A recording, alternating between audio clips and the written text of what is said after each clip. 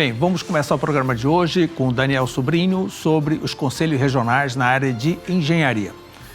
Daniel, um prazer tê-lo aqui.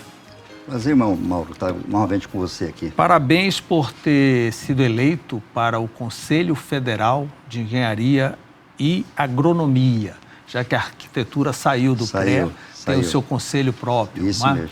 Qual é o significado disso? Não, primeiramente, Mauro, eu acho que essa eleição eu me preparei para isso, né? Eu, há mais de 20 anos que eu milito em entidade de classe, né?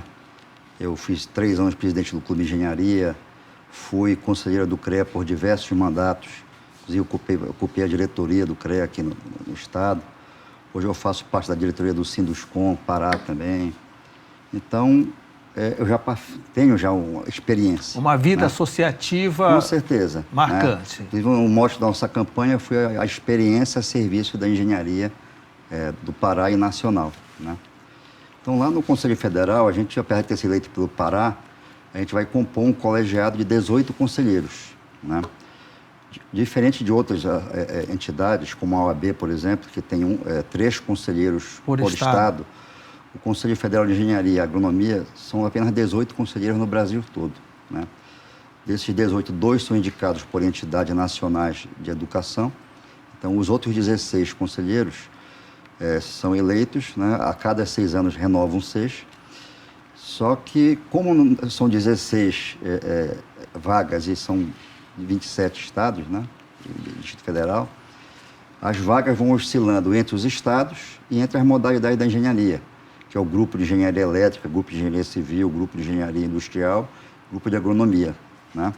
Então, as vagas vão oscilando. Então, esse ano a vaga que surgiu pela eleição foi para a engenharia elétrica e para o estado do Pará, né? Então, a gente foi eleito com 62% dos votos, né? Sobrinho, você já deve ter ouvido que o presidente Bolsonaro tem um interesse de não tornar obrigatório, não é, a vinculação do profissional aos seus conselhos. Isso, se acontecer como aconteceu com os sindicatos, os conselhos acabam, né? Não, Maurício, isso aí é uma coisa que realmente foi colocada, essa questão aí. E os próprios sindicatos, quer dizer, o que aconteceu, os sindicatos não acabaram. Então, mas reduziram drasticamente o poder deles.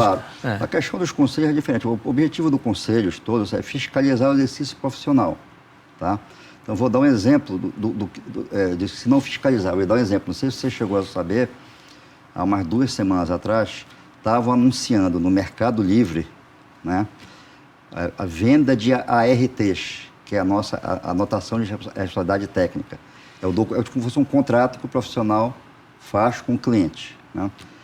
Então, ou seja, eram profissionais sem escrúpulo, né, que estavam vendo assim, uma pessoa ia construir uma casa, não tinha um engenheiro, ele apenas assinaria o documento. E receberia por isso, mas não ia orientar nada, ou seja, o imóvel seria construído por um leigo. Né?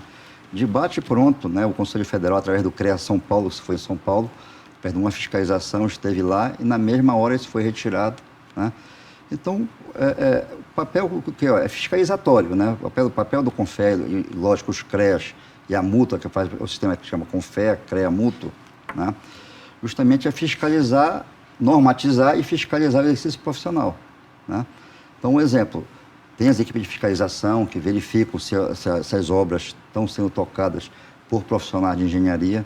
Não é apenas arrecadatório, com certeza não. Com certeza não. Com certeza não. Tem o seu papel. Por que o advogado fala com muito orgulho da OAB e o engenheiro não fala da mesma forma do CREA?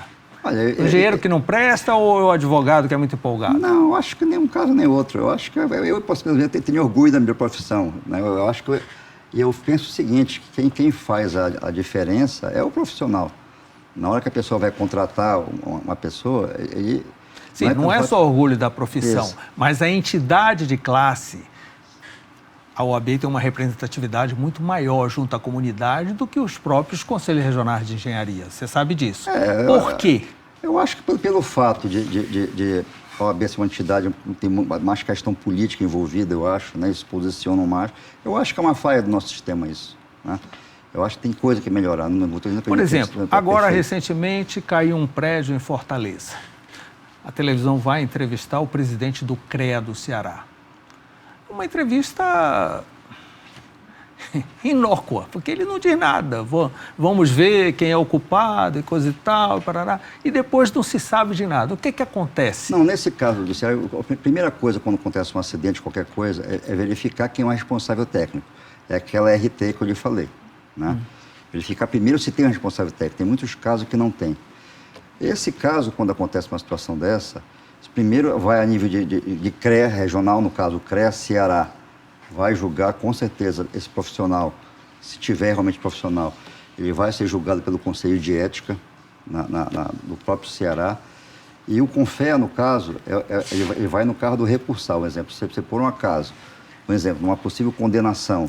A pessoa pode recorre ao CONFEA. Então, o CONFEA hoje é a última instância também de julgamento dessas causas, né? Sim, mas o cidadão não fica sabendo do resultado desse julgamento, você não acha isso? É uma coisa, por exemplo, aqui em Belém 2 prédios caíram. Certo. Quem redundou nisso? Onde está o CONFEA? O que aconteceu?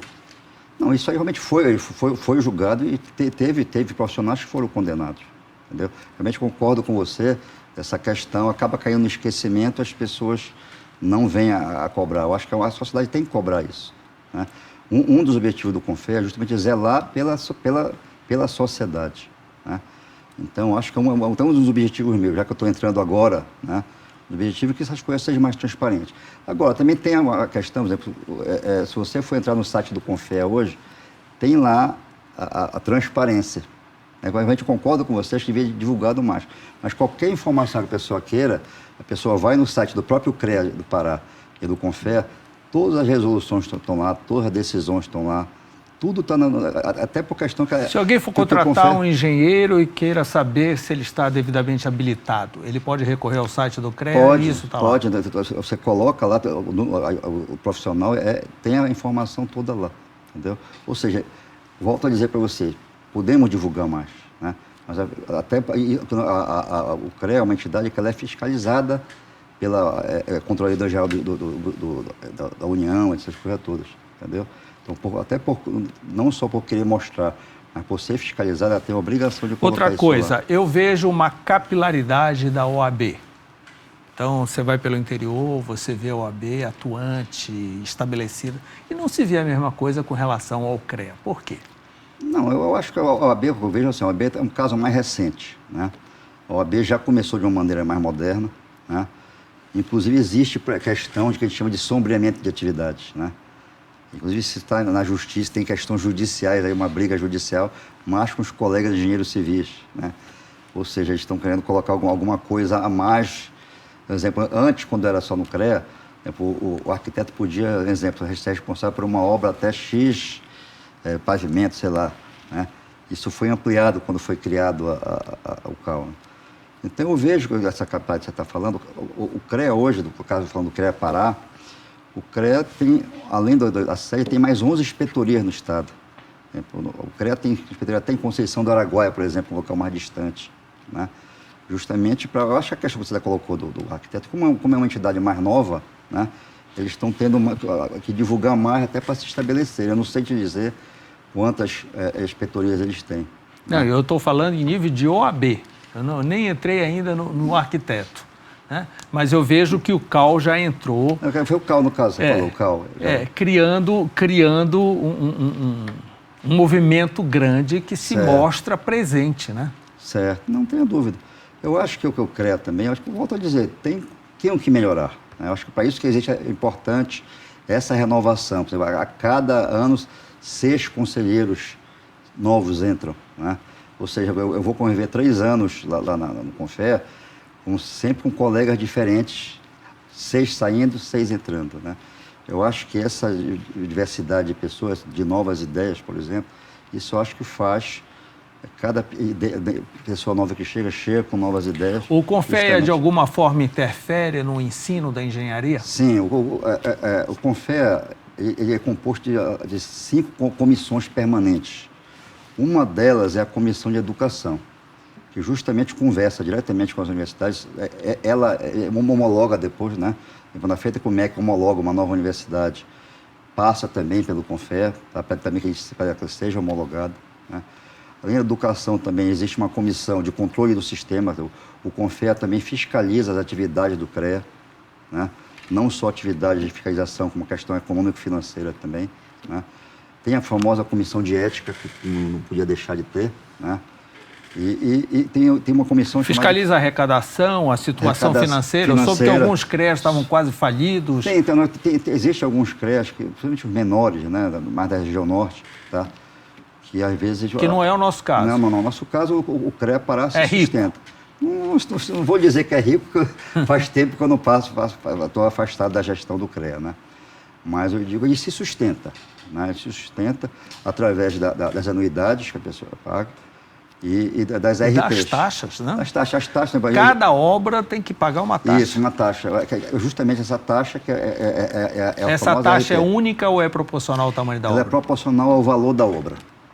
Então é um negoção, né? Não, ela tem que sustentar, né? Justamente desses valores, né, que ela sustenta a sua estrutura, né? Os próprios fiscais, né, que é importante essa atuação dos fiscais. Justamente, eu tenho um colega engenheiro que fala uma coisa, né?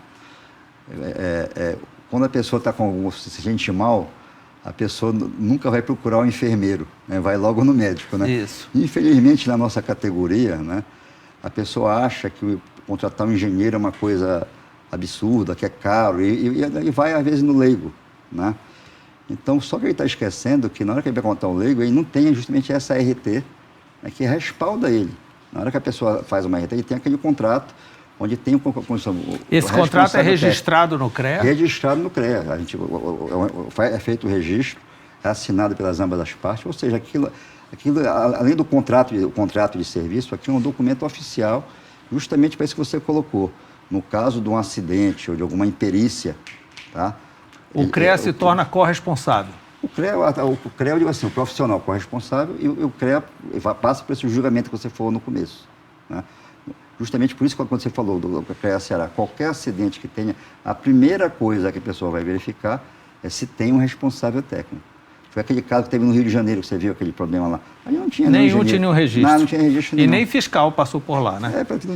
Até porque não tinha registro também, né? Se o fiscal vê uma obra sem placa, sem nada, ele vai lá, interfere e pode embargar. Pode embargar. Pede a justiça para que embargue. Faz a notificação para a pessoa, né? Só que o CREA, ele não tem o poder de polícia. Ele tem que pleitear junto à justiça. Pede ao poder concedente, no caso, quem tem o poder, né, que faça o embargo. Esses embargos que a gente vê muito do Ministério Público junto a obras na cidade, tem participação do CREA? Tem o CREA, no tempo que eu passei por lá, tinha muitos convênios ali. O CREA tem diversos convênios com universidades e os próprios órgãos, né? Justamente para poder fazer essas parcerias. Então, o CONFEA, onde você vai participar agora, vamos dizer que seja um Supremo, é a última instância, como se fosse isso. A última instância de todos os conselhos regionais. Eu continuo com a base aqui, mas constantemente em Brasília, né, participando. Tem plenárias mensais. Tá, é uma atividade remunerada, Supremo? Não é. Não é remunerada. Como também nos conselhos. Honorífica, né? Honorífica, não é remunerado, né? Como também nos conselhos regionais. Como também nos conselhos regionais. Tá? Não é como atividade que as pessoas se elegem para receber, não, é totalmente honorífico. Realmente, eu digo assim, a gente se doa para isso, né? Para trabalhar pelos colegas, né? Alguns, como no caso que você falou, eu tenho a questão no sangue, né? Essa questão de... seu pai foi... Meu pai foi presidente do CREA 2 mandatos, né? E foi, inclusive, conselheiro federal, em 2002, mais ou menos, né? Talvez seja, inclusive, o primeiro caso no país, né, que seja o pai e o filho ocuparem a mesma função, né? E um dos objetivos também, além de trabalhar pelos colegas, né, profissionais, é honrar o nome dele, né? Sim. E graças a Deus é uma pessoa muito querida aqui no Estado, no próprio CONFEA também. Eu devo herdar, inclusive, o codinome dele lá, né? Aqui eu me chamo de Daniel Sobrinho, né? Lá ele é conhecido como Conselheiro Sobrinho, né? É provável que eu deva também absorver esse codinome dele. Gosto de conhecer os tios lá. Os tios, né? Daniel Sobrini, muito obrigado por essa entrevista, parabéns pela eleição e boa sorte nessa atividade. Que represente bem o nosso Estado. Eu agradeço, vai ser mais uma vez uma honra estar com você aqui. Eu espero honrar os 62% dos votos que eu tive. Ok. Logo depois do intervalo, vamos conversar com o médico Antônio Bonfim Avertano Rocha, especializado em cirurgia torácica robótica. Eu volto já.